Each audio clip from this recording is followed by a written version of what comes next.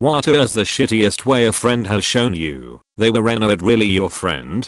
When I was in college, a close friend from high school called me in a panic saying his girlfriend was just discharged from the hospital and he needed to go take care of her. When I say close, I mean every weekend together, called each other's mom's mom. We had a really tight, small circle of friends, so of course I went to help. I had spent all day at school and all night working dinner at a restaurant, but in an emergency like that, sure, I got you. I drove 40 minutes to get him, then an hour to her house. Hence trying not to panic the whole way. When we pull up, the bedridden girl who needed round-the-clock assistance was sitting on the curb smoking a cigarette, then bounces up and says, "Give me a hug, fucker, I very loudly and aggressively made it clear what a piece of shit he was for lying about this. I made sure he knew that he traded our friendship for a ride to his girlfriend's house. Then I drove the hour home, and except for acknowledging him at his brother's wedding, have not spoken to him since.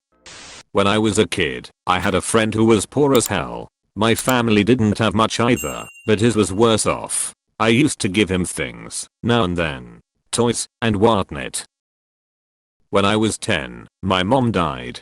Some months later, I was at my friend's house, and he showed me a cassette tape that I'd given him, and then played it. It had my mom's voice on it. For some reason, I had recorded a conversation with her.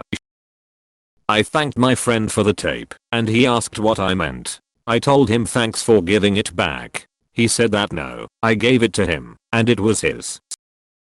Then to show that it was his, he took it out of the tape deck, pulled the tape from the cassette, and snapped it.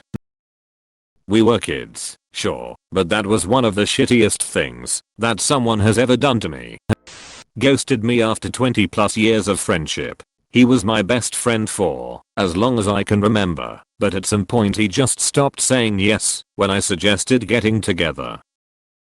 We could have a conversation about anything, but the second I brought up doing something it was radio silence. He finally agreed to something, then blew me off like an hour beforehand. No rain check or suggestion we try again. I was depressed for days, but that was the day I gave up. He was the best man at my wedding. I loved him like a brother and still hope he's doing well and happy. But the rejection hurts so much that I just don't try anymore. I've mourned the death of our relationship and am done with it, and I still don't know why. I gave her a birthday present and she just said she did not like it and found it in the trash when I visited. She would always be late to everything. She got tickets to an Incubus concert and a meet and greet. It was not in our city, so I saved all of my money to be able to afford the trip, and a week before she texted me saying she was going to Disneyland, so she sold the tickets. I painted a whole big beautiful mural in her room and 2 months later just painted over it with purple cause she got bored. Invited me for coffee, and I got really excited because I had not seen her for a while and had a lot going on. I was almost homeless at the time, so I took the little money I had to pay for my coffee. I got there, and it was a MLM with like 6 other people, just as disappointed as me. Then she did it again. I do not know why I thought it would be different, fatter as the last time I saw her. The horrible first impression my at the time best friend had on my at the time new girlfriend, who is now years later my wife. We all went out to dinner, and my wife is shy and quiet, while my friends are loud and rowdy. My friend's cousin kept messing with her and being obnoxious despite her very much telling him to stop. At one point he made inappropriate comments on her boobs, and it got to the point where she ended up crying and walking out of the restaurant. I followed her, and my friend, who had been in the bathroom at the time, called me to ask what happened. I told him his cousin was being a dick, and his response was that my GF was being a bitch, that they were trying to get her to talk more, but she was giving them the cold shoulder and wasn't welcome to their outings anymore. He went on to apologize later on, but was having problems with alcoholism and we drifted our separate ways before long. I had a falling out with my best friend, and at one point they wanted to reconcile, so we had a day together, and it was good. About 2 weeks later I'm summoned to court on traffic charges and refusing to appear. It turned out that this person was stopped by police, did not have identification, and claimed to be me. Once the judge read the police report, giving physical description of what was supposed to be me, he looked at me and dismissed the case.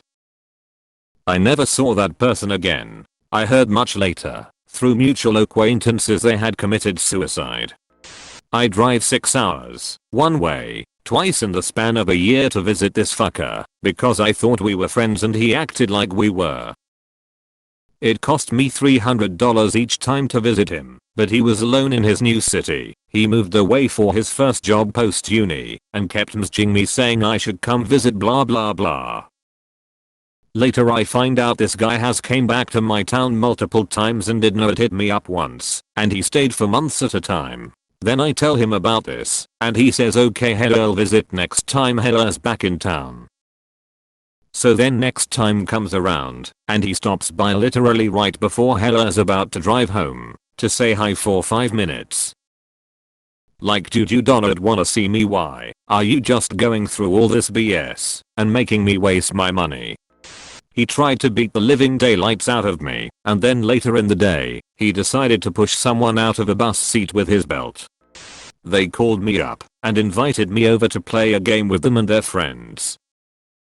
At the time I had only barely started driving, but I decided, yeah, that sounds like fun, so I went over to play. When I arrived I found out that they had volunteered me to pick up the other friends. I was not prepared to do this, but she trapped me because I had already agreed to come play with her friends. I was pretty annoyed by this, but I went ahead and drove to 3 places picking everyone up, and no one was really ready to go when I arrived, and one of them also needed me to drop them back on campus to drop off their school assignment. By the time all was said and done it was really late, and I needed to get back home because I had to get up in the morning to go to work. Not one of them even said thank you. The friendship didn't really last much longer after that. Promised to invite me to a group outing, only to text me one day out of the blue that they already left and oh well. From mutual friends who went on the outing, they told me that this friend never told them that I was invited. In 8th grade, after I switched schools, a friend of mine called me one night and told me a kid I wanted to be friends with killed himself. 3 months later I visit their graduation ceremony and find out he lied to me and that the kid was still alive. I offered to pay everything and even pay her for her time off work for my best friend to come to my wedding, but she did not. It was a really small backyard wedding and I did not have any bridesmaids, nor did I want anyone to spend money getting dresses blah blah blah. I just wanted her to come. The excuse she gave was work, and so I understood, but then later found out she lied and had planned a trip with her other friends. I still don't know why she did not want to come. We were friends for over 10 years, and although it was known at the first time she had really hurt me, it was the last. My best friend since middle school got me knocked unconscious after starting a confrontation with a large group of guys.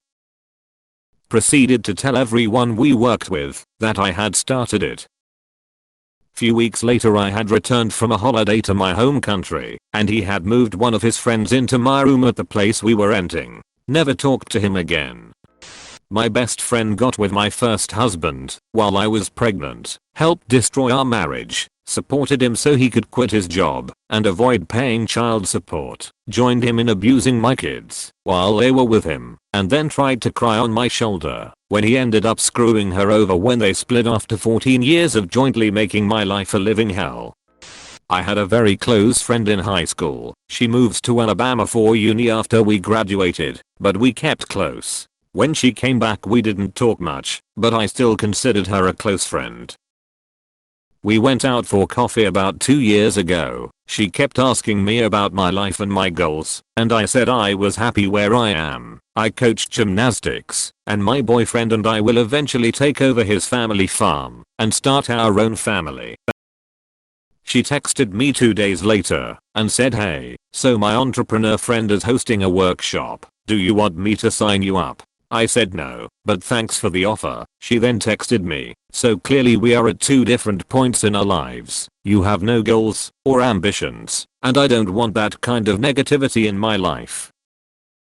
I wish you the best, and I never spoke to her again. This is currently happening. I had a stroke in 2020. I am young, 31, and then found out that my kidneys were failing shortly after. I know it is a pandemic, but not one of my friends have even texted me to check on me or ask my husband who they're all also our friends we know. Literally everyone cut me off when I got sick. Cannot drink, not friends anymore. Edit. I cannot believe the attention this post got. I am seriously overwhelmed by the amount of support from everyone. I am getting G back to everyone, but dang, there is a lot. Lied about me at our government job, where I was investigated by the AG and ultimately caused me to leave a job and a boss I loved. She quit when we found out it was her who lied, as she knew my boss would come her ass. Oh, and I am the one who got her hired. Edited because I forgot to add the best part of all. I was 1 week postpartum on maternity leave when she decided it was the appropriate time to do all this. Talk about some PPD, it was rough.